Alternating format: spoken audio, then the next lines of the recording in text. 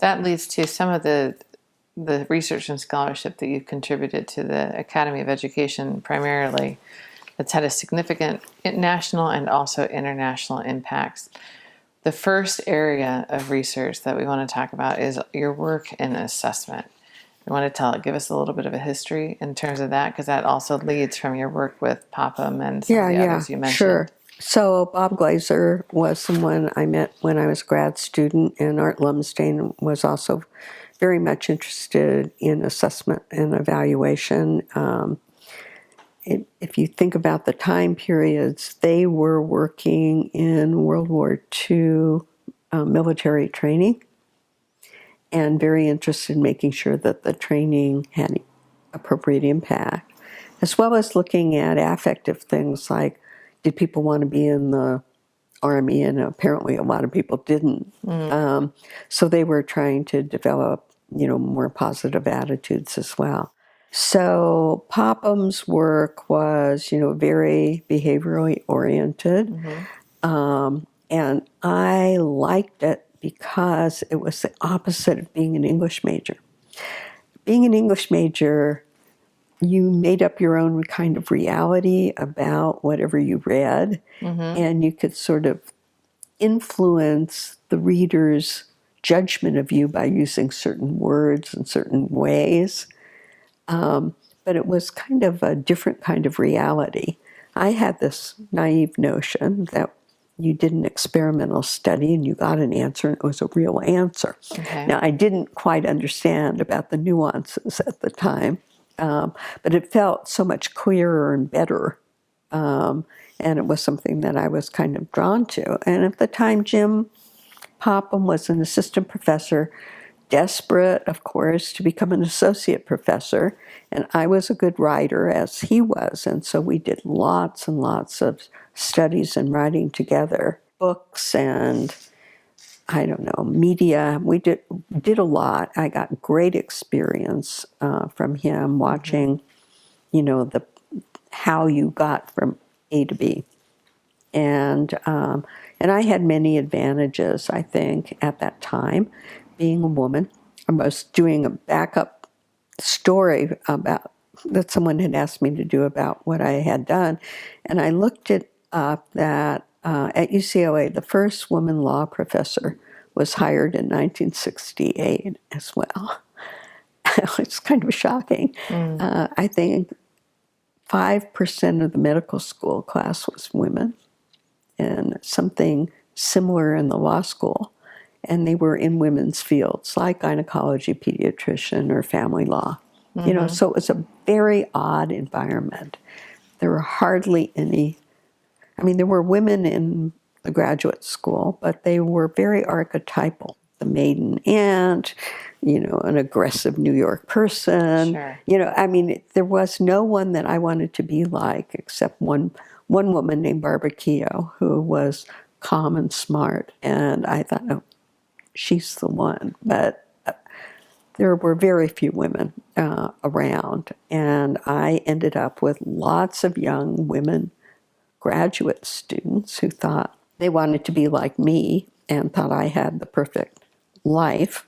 That is, 2 children and a husband and a career. And of course, that wasn't all true either. But so I have this group of women that started way back in, let's say, the late 60s. Going forward, we still have lunch together. It's a very interesting collection of people. Not all of them went into education. They all did other things. But the work I did in assessment, almost all of these women were connected to that as well. And my first work was really about classroom level, either assessments that were external, that would come, from the district. But my inference was, well, what am I going to do about that tomorrow? And the answer was typically no clue. The data weren't provided in a way that were particularly useful. So then over the period of time, I got more involved in designing assessments and tried to figure out a way to move away from the strict behaviorism, which was one test item, one objective kind of deal, Sure. to some broader approach. And Bob Glaser, was probably one of the early cognitive guys in assessment. At the beginning, it was pretty murky what they meant, but I figured it out that they were really talking about content domains rather than instances of content. Sure. And that could be bounded. And there were good writing done by various people at that point trying to capture that idea. And then there was the whole issue of cognitive demands, like what did it mean to do problem solving? Up to this point, Bloom's taxonomy was the thing, which listed different levels of kind of behavior, but it was vague. It could say comprehension mean to understand X. It still wasn't operational enough for teachers. So I moved that way, and then ultimately with this new center in '85, got very involved in educational policy and assessment policy, which at that point became a matter of great discussion and conflict in the public and in the academy about what kind of assessments were good, what could you do with them, what was validity, and those kinds of questions. And the center to which you referred is CRESST. CRESST, And formerly which was known as the Center. Center for the Study of Evaluation. Yes, right. And then it was competed under a different title, something that sounded like cystis. And I thought it was too urological. So I thought, okay, I went home and thought, well, my best skill is making acronyms. So I thought, well, we figured out what this one was. So yeah, CRESST. You also had a strong hand in the development and the production of the standards of educational and psychological testing. Is that right? Well, that really started in the 70s, and then it went on in the 80s. Bob Linn was on that committee. Lloyd Bond, people were on it in the 80s. When they decided to do it again in the 90s, I was co-chair. First with Charlie Spielberger, who's an anxiety researcher, and that took a very long time to do, and it was, more painful than probably painful for everybody who's on the committee as well, but it took a long time to get it straight. And the theme is still the same. Validity isn't waving the piece of paper and saying this is a valid test, but it's associated with the inferences you make from the test results. And those inferences need to connect to what the purpose of the test is. Correct. Right. So the way the world had been set up, and is still mostly this way, is that there's a test for every purpose. It's kind of almost biblical. You could create tests that are designed to serve multiple purposes at the beginning. And this is heresy. But it's something that I think is true, and I continue to try and do it. The problem going the other way was that people would take an existing test and try to retrofit it to a new purpose. So here's a common example. People now want the SAT or AP to be the high school accountability test. Well, it's not created for that. It's not validated for that. In almost all of these retrofitted uses, there's no additional validation. In fact, right now, I don't think people do much validation of assessments other than content validation. It doesn't map to the standards of the content area, but not about the uses of it.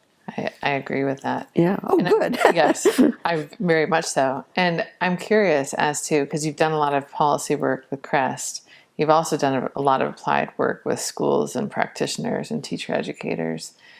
And what do you see the value of the standards of educational and psychological measurement in terms of those contexts? And are they being used as you think that they should be, or are they even aware of them? No. I mean, there's a revision that came out in 2014. My colleague Joan Herman was on the committee. I think she's on the AERA management side of it now.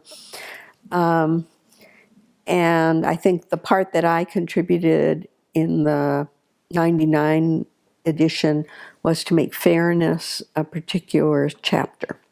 It had always been sort of sprinkled throughout. And I think this last time Joan herself expanded the fairness part.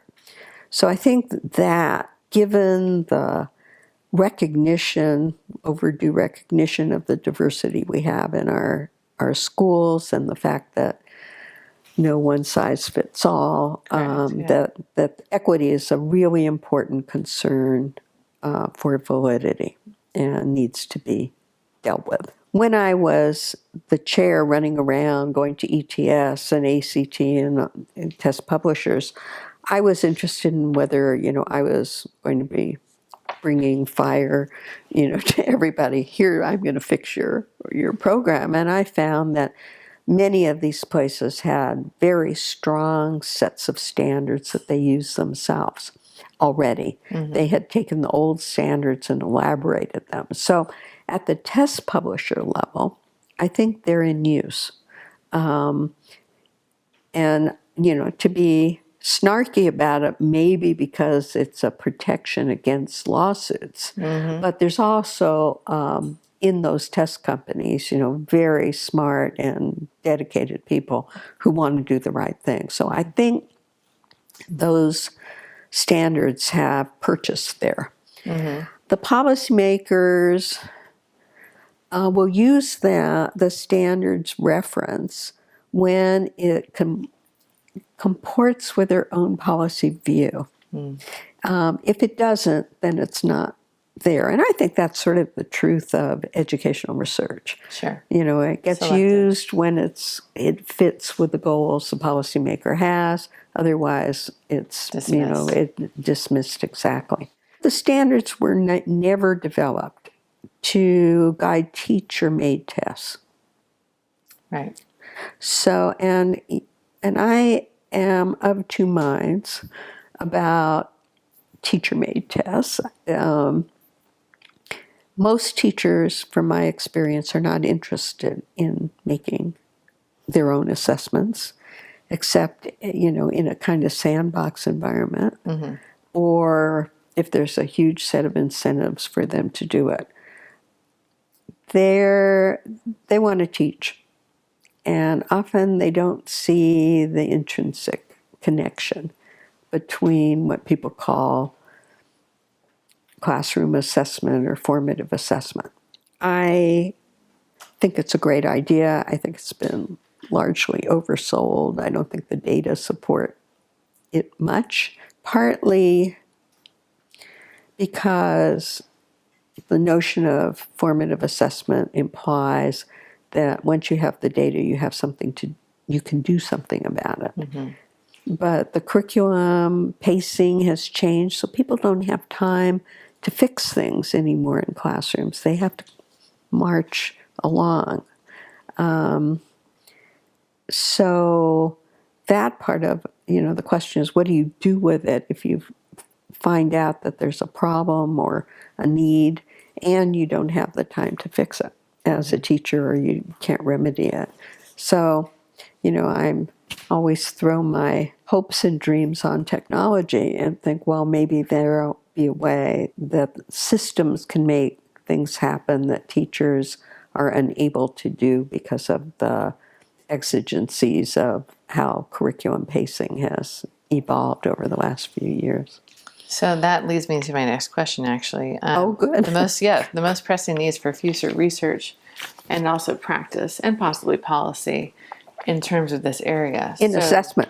In assessment. What I really think is an important direction is to pursue the idea of multi-purpose testing, so that you might design a test to provide feedback to kids, to provide feedback to teachers, to give information to program planners, and for policy. I think it's simply a matter of how you sample and what the analysis is, rather than the design space. Okay. Okay? Right now, most people start over with every new assessment. So I think it's super inefficient, and computers will help you make it more efficient. Computers also will add it's been done for a while, but not exactly fitting what I would hope would happen, but allow you to have very complex environments for the kids to work in and score their performance in a meaningful way, not just counting up procedures or something like that. So I think that is a really important area to go into, and I'm working on it with my colleagues at UCLA now. The big issue in all of this performance assessment or project-based assessment or whatever is that people make them one at a time. They think, oh, now I have a performance assessment. And the question I have is, well, how does that assessment fit into what domain of expertise? So that is an area I think is important to be working on, so that these tests aren't one-off, but they're kind of connected up.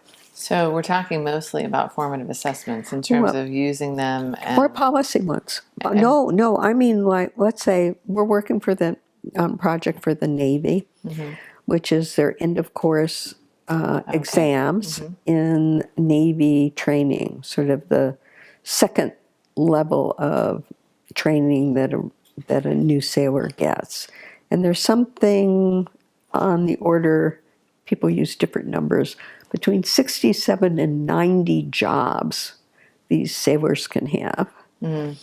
And many of those jobs take school to go to. They might be 4 weeks or they might be 24 weeks, depending upon what the task is.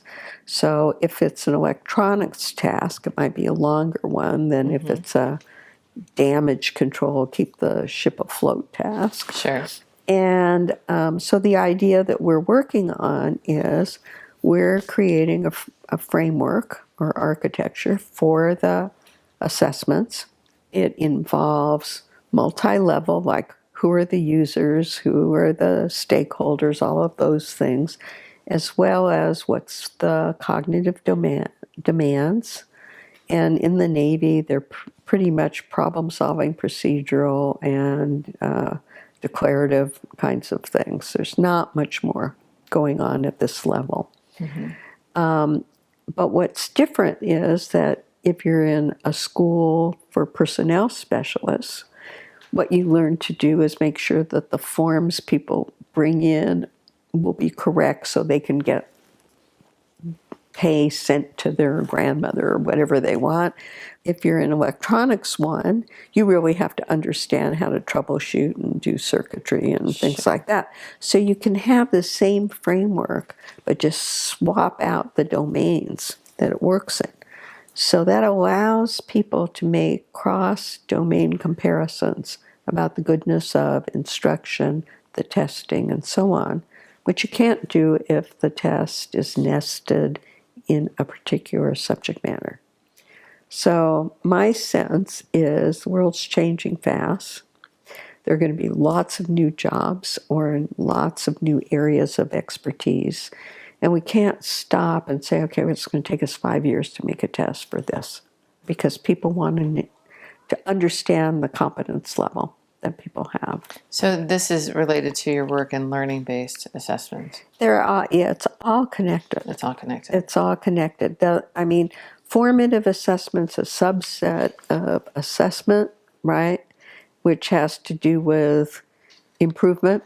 Learning-based assessment is simply saying that learning should be the main focus of any assessment, whether it's a policy use, classroom use, whatever.